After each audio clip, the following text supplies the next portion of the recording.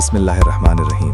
अस्सलामु अलैकुम वरहमतुल्लाह। उम्मीद है आप सब खैरियत से होंगे और मेंटली क्लास के लिए रेडी होंगे।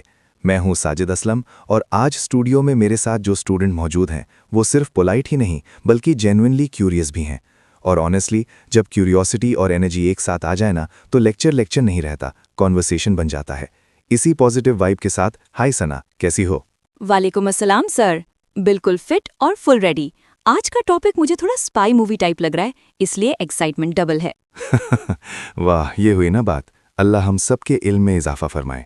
आज हम बात करने जा रहे हैं डिजिटल दुनिया के कानून, यानी उन लॉज की जो ऑनलाइन दुनिया को कंट्रोल और सेफ बनाते हैं। सर एक ऑनेस्ट क्वेश्चन, इंटरनेट तो फ्री बर्ड जैसा होता है, फिर इतने सारे लॉज क्यों? बहुत अच्छा सवाल है। सोचो अगर रोड पर ट्रैफिक लाइट्स, सिग्नल्स और रूल्स ही ना हो, क्या होगा? Sir total chaos. Exactly. Internet भी बिल्कुल ऐसा ही है। अगर वहाँ रूल्स ना हो तो कोई भी किसी का डेटा चुरा सकता है, फेक आईडी बना सकता है या मिसयूज कर सकता है। इसीलिए डिजिटल लॉज जरूरी होते हैं, सेफ्टी के लिए, फेयरनेस के लिए। समझ आ रही है बात। बिना रूल्स के तो कोई भी मेरा इंस्टाग्राम हैक कर सकता है। Scary honestly. बिल्कुल। लेकिन नया टॉपिक शुरू करने से पहले थोड़ा सा रिकैप जरूरी है। सना, पिछले लेक्चर में हमने किन चीज़ों पर बात की थी? सर पिछले लेक्चर में हमने safe use of digital platforms और protection of individual rights discuss किए थे। हमने ये सीखा कि पासवर्ड्स और सेंसिटिव इन्फॉर्मेशन को प्रोटेक्ट करना ज़रूरी है, और यूज़र प्राइवेसी का मतलब है कि डेटा पर कंट्रोल यूज़र का होता है, जबकि इंटेलेक्चुअल प्रॉपर्टी क्रिएटर्स के काम की प्रोटेक्शन होती है। Excellent, sharp recap. आज लगता है बादामों का इफेक्ट हो रहा है। जी सर, फुल डोज।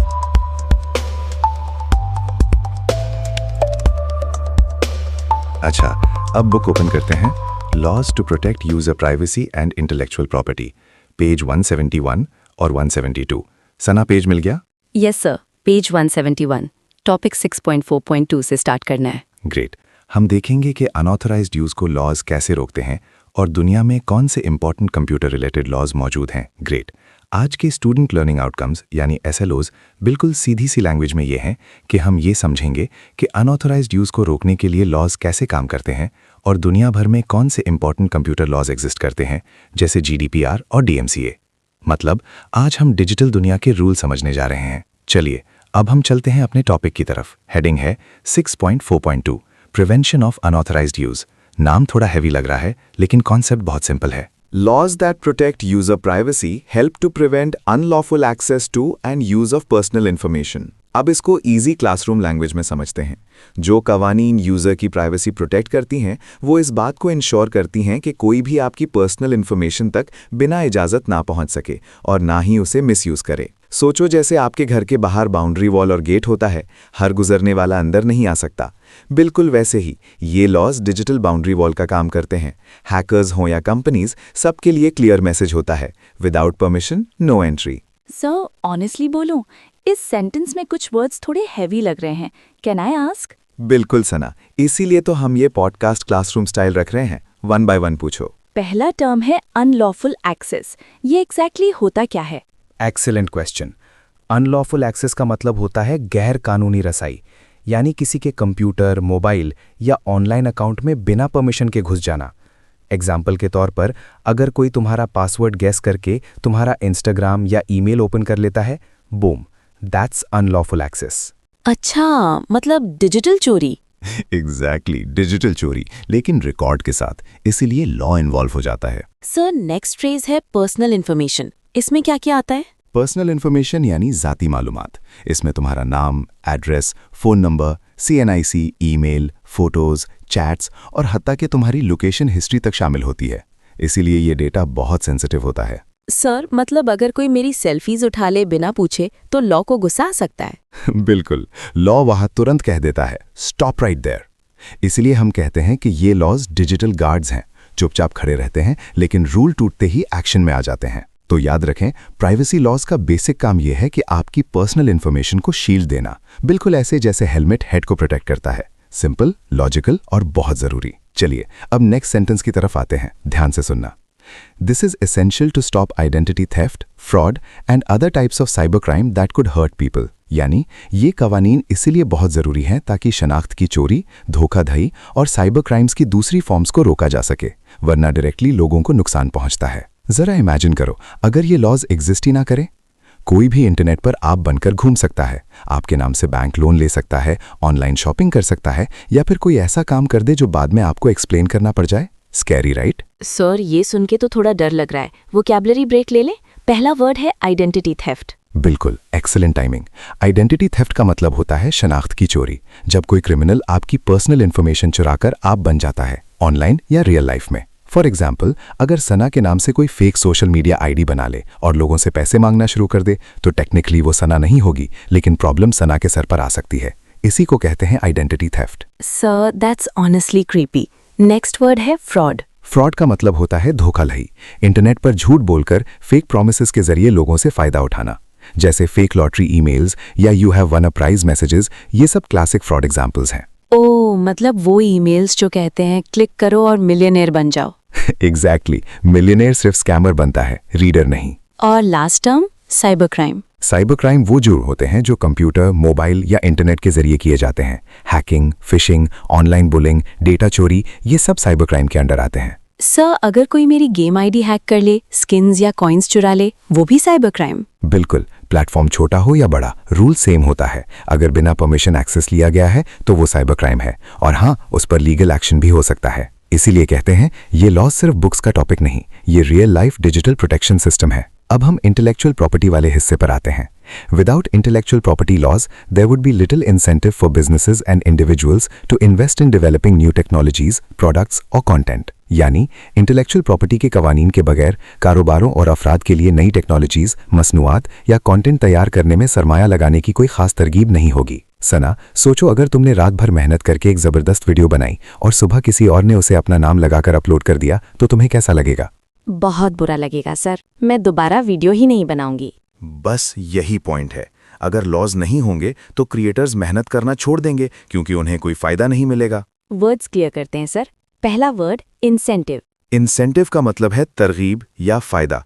कोई चीज जो आपको काम करने पर उकसाए, जैसे एग्जाम में A+ लेने पर पेरेंट्स गिफ्ट देते हैं, वो इंसेंटिव है। अच्छा, और इन्वेस्ट? इन्वेस्ट यानी सरमाया लगाना। सिर्फ पैसा नहीं, बल्कि वक्त और मेहनत भी किसी चीज को बनाने में लगाना। और डेवलपिंग? डेवलपिंग का मतलब है तैयार करना या बनाना, जैसे नई एप्स, गैजेट्स या सॉफ्टवेयर बनाना। तो सर, बेसिकली ये लॉज क्रिएटर्स का मोटिवेशन डोज है। 100% correct. Next sentence, reading.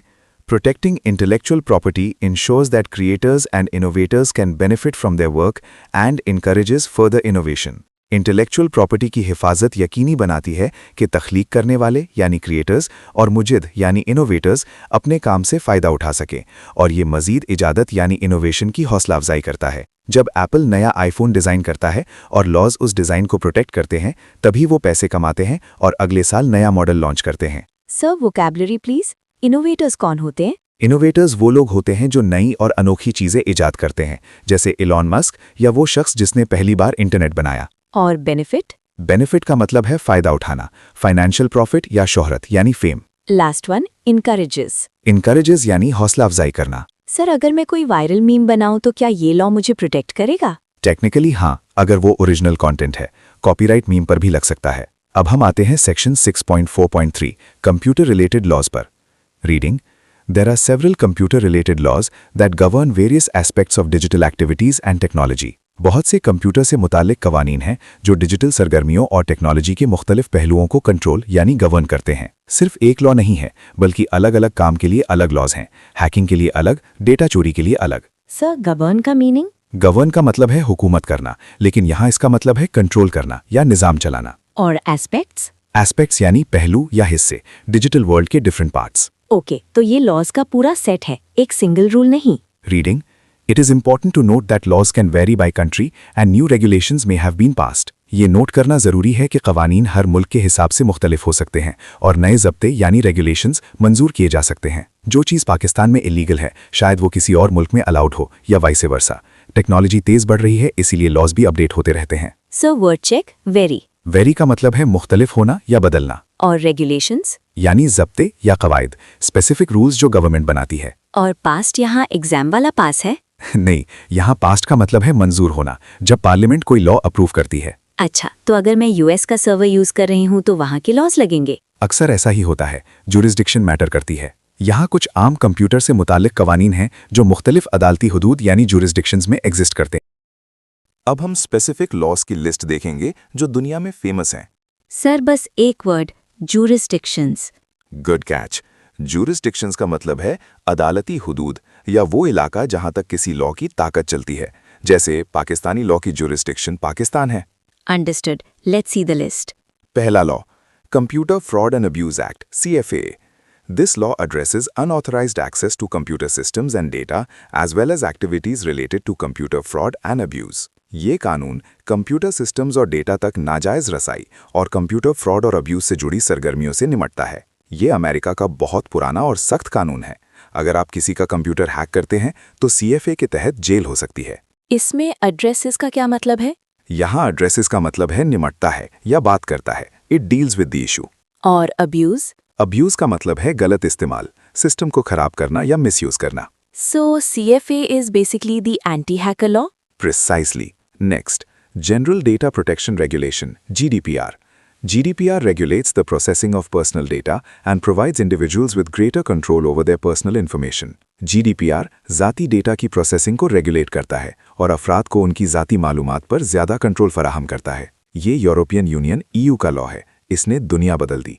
Companies अब आपकी मर्जी के बिना आपका डेटा स्टोर नहीं कर सकती। Word meaning regulates? रेगुलेट्स मतलब बाकायदा बनाना या कंट्रोल करना रूल्स के साथ। और प्रोसेसिंग? प्रोसेसिंग का मतलब है डेटा पर कोई भी अमल करना, सेव करना, शेयर करना या एनालाइज करना।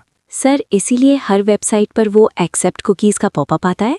बिल्कुल सही पकड़ा, वो GDPR की वजह से ही है। इसी लॉ का अगला हिस्सा, it applies to organisations operating within the EU and those processing the data of European Union citizens. ये उन इदारों पर लागू होता है जो EU के अंदर काम कर रहे हैं और वो जो यूरोपियन यूनियन के शहरियों का डेटा प्रोसेस करते हैं। चाहे कंपनी पाकिस्तान में हो, अगर वो किसी फ्रेंच बंदे का डेटा ले रही है तो उसे GDPR मानना पड़ेगा। ऑपरेटिंग का मीनिंग? ऑपरेटिंग यानी काम करना या चलना। और सिटीजन्स? सिटीजन्स यानी शहरी। वाव, तो यूरोप के लॉज पूरी दुनिया को अफेक्ट करते हैं। Powerful. Next law, digital millennium copyright act DMCA. DMCA addresses copyright infringement issues related to digital content and provides a framework for dealing with copyright protection in the online environment. DMCA digital मवाद से मुताल्लिक copyright की खिलाफ वर्जी के मसाइल से निपटता है और online माहौल में कॉपीराइट की हिफाजत के लिए एक ढांचा फ्रेमवर्क फराहम करता है। सना, तुमने YouTube पर कॉपीराइट स्ट्राइक सुना है? वो DMCA की वजह से होती है। ये पायरेसी रोकने के लिए है। ओ, तो ये है वो विलन। अच्छा सर, इन्फ्रिंजमेंट का क्या मतलब है? इन्फ्रिंजमेंट का मतलब है खिलाफ वर्जी या तोड़ना, कॉपीराइट तोड़ना। और फ्रेमवर्क? फ्रेमवर्क यानी ढांचा या बुनियादी निज़ाम, एक सिस्टम जिसके तहत काम हो। तो अगर मैं किसी का सॉन्ग अपनी रील में लगाऊं तो DMCA मुझे पकड़ लेगा? हाँ, अगर लाइसेंस नहीं लिया तो वीडियो डिलीट हो सकती है। Next, electronic communications privacy act ECPA. ECPA sets the legal framework for the interception of electronic communications and unauthorized access to stored electronic communications. ECPA electronic communications की रुकावट और स्टोर की गई इलेक्ट्रॉनिक कम्युनिकेशंस तक नाजायज रसाई के लिए कानूनी ढांचा तय करता है। ये लॉ इंश्योर करता है कि पुलिस या कोई और आपके ईमेल्स या कॉल्स बिना वारंट के टैब ना करें। सर, इंटरसेप्शन का मीनिंग? इंटरसेप्शन का मतलब है बीच में पकड़ लेना, जैसे मैसेज सेंडर से निकला और रिसीवर तक पहुंचने से पहले किसी ने पढ़ लिया। और स्टोर्ड? स्टोर्ड यानी महफूज किया हुआ, पुरानी ईमेल्स जो सर्वर पर पड़ी हैं। So it keeps our DMs safe. Exactly, आपके DMs आपकी अमानत हैं। अगला लॉ ऑस्ट्रेलिया से है, reading telecommunications interception and access act. This law addresses the interception of telecommunications and access to communications data in Australia. ये कानून ऑस्ट्रेलिया में telecommunications की इंटरसेप्शन और कम्युनिकेशंस डेटा तक रसाई से निपटता है।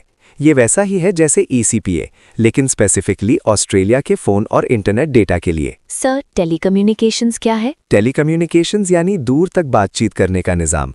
फ़ोन, इंटरनेट, रेडियो सब इसमें आता है। Simple enough, Australia has its own rules. अब कनाडा चलते हैं, reading personal information protection and electronic documents act, पाइपिडा.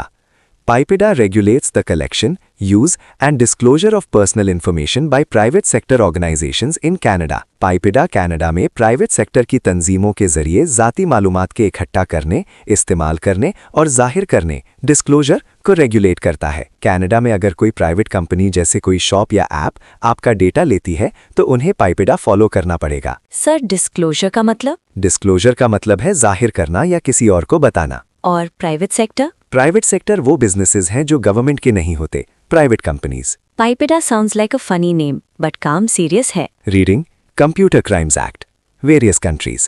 Many countries have enacted laws specifically addressing computer crimes, encompassing offenses such as unauthorized access, data interference, and system interference. बहुत से मुल्कों ने computer crimes पर कवानीन नाफिज किए हैं, जिनमें नाजायज़ रसाई, डेटा में मदाखलत, इंटरफियरेंस और सिस्टम में मदाखलत जैसे जराइम शामिल हैं। पाकिस्तान में जैसे पीका है, वैसे ही हर मुल्क का अपना वर्जन होता है। सर, इनैक्टेड का मीनिंग? इनैक्टेड यानी नाफिज करना या कानून बनाना। और इनकम्पासिंग? इनकम्पासिंग का मतलब है घेरा हुआ या शामिल करना। It includes everything. और इंटरफियरेंस? इंटरफेरेंस यानी मदाखलत या टांग अड़ाना, डेटा को खराब करना। Got it. हर मुल्क का अपना डंडा है क्रिमिनल्स के लिए। ये वाला तुम्हारे लिए इंटरेस्टिंग होगा। Reading children's online privacy protection act, COPPA. COPPA regulates the online collection of personal information from children under the age of 13. कॉपा 13 साल से कम उम्र के बच्चों से ऑनलाइन ज़ाती मालूमात इकट्ठा करने को रेगुलेट करता है। इसीलिए जब तुम सोशल मीडिया अकाउंट बनाती हो तो वो पूछते हैं, आर यू ओवर 13? छोटे बच्चों का डेटा प्रोटेक्ट करना बहुत ज़रूरी है। सर, कलेक्शन का मतलब तो इकट्ठा करना है, बट वाई ओनली अंडर 13? क्योंकि 13 साल से कम उम्र के बच्चे नासमझ होते हैं, वो गलती से अपना एड्रेस या पेरेंट्स का क्रेडिट कार्ड दे सकते हैं। Make sense. मैं तो अब 15+ हूँ, तो I am officially responsible. Cyber security law. China has enacted a comprehensive cybersecurity law to regulate various aspects of cyberspace activities, including data protection और critical information infrastructure security. यानी China ने cyberspace की मुख्तलिफ सरगर्मियों को रेगुलेट करने के लिए एक जामिया या कॉम्प्रिहेंसिव साइबर सिक्योरिटी कानून नाफिज किया है, जिसमें डेटा प्रोटेक्शन और अहम मालूमाती ढांचे की सिक्योरिटी शामिल है। चाइना का साइबर सिक्योरिटी लॉ काफ़ी सख्त और डिटेल है। ये लॉ सिर्फ डेटा की हिफाजत तक महदूद नहीं, बल्कि मुल्क के अहम सिस्टम्स जैसे इंटरनेट नेटवर्क्स और सर्वर्स को भी प्रोटेक्ट करता है। चाइना अपना सेंसिटिव डेटा बाहर जाने से सख्ती से रोकता है। सर, कॉम्प्रिहेंसिव का मीनिंग क्या होता है? कॉम्प्रिहेंसिव का मतलब होता है जामिया या मुकम्मल, यानी ऐसा कानून जिसमें हर जरूरी पहलू कवर हो, कोई गैप न छोड़ा जाए। और इंफ्रास्ट्रक्चर का क्या मतलब है? इंफ्रास्ट्रक्चर यानी बुनियादी ढांचा। यहाँ इसका मतलब है internet cables, data centres, servers, power grids, वो सिस्टम्स जिन पर पूरा मुल्क डिपेंड करता है। Got it sir. China really doesn't joke around with security. बिल्कुल। अब नेक्स्ट सेंटेंसेस देखते हैं। These are just a few examples, and many other countries have their own regulations and laws related to computer use, data protection and online activity. यानी ये सिर्फ चंद मिसालें हैं। दुनिया के बहुत से मुल्कों के अपने कवानीन और रेगुलेशंस हैं जो कंप्यूटर के इस्तेमाल, डेटा प्रोटेक्शन और ऑनलाइन सरगर्मियों से मुताल्लिक होते हैं। मतलब ये लिस्ट यहीं ख़त्म नहीं होती। हर कंट्री अपनी ज़रूरियात और कल्चर के मुताबिक अपनी डिजिटल लॉज बनाती है। सर, एक्टिविटीज़ का मतलब? एक्टिविटीज़ यानी सरगर्मियाँ, जो कुछ भी हम ऑनलाइन करते हैं, ब्राउजिंग, पोस्टिंग, गेमिंग, ईमेलिंग, सब एक्टिविटीज़ हैं। अब last sentence, it's crucial to be aware of and comply with the specific laws applicable to your jurisdiction. यानी ये बहुत ज़रूरी है कि आप अपनी जुरिस्डिक्शन यानी जिस मुल्क या एरिया में रहते हैं वहाँ लागू होने वाले कवानीन से वाकिफ़ हों और उन पर अमल करें। सिंपल रूल है, जिस कंट्री में रहो उस कंट्री के लॉज फॉलो करो। सही है सर, मुझे पता नहीं था लॉ में एक्सक्यूज़ नहीं होता।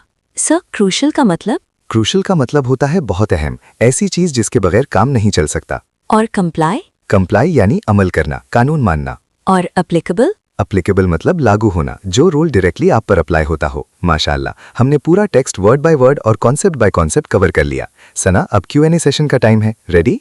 Born ready sir, fire away. Question 1, अगर कोई कंपनी यूरोप के लोगों का डेटा बिना इजाजत यूज करे तो कौन सा लॉ एक्टिवेट होता है? Easy, GDPR, general data protection regulation. Question 2, digital world में कॉपीराइट कंटेंट को प्रोटेक्ट करने के लिए USA का कौन सा एक्ट फेमस है? यूट्यूब स्ट्राइक्स वाला, DMCA, digital millennium copyright act. Excellent. Question 3, 13 साल से कम उम्र के बच्चों की ऑनलाइन प्राइवेसी कौन सा लॉ प्रोटेक्ट करता है?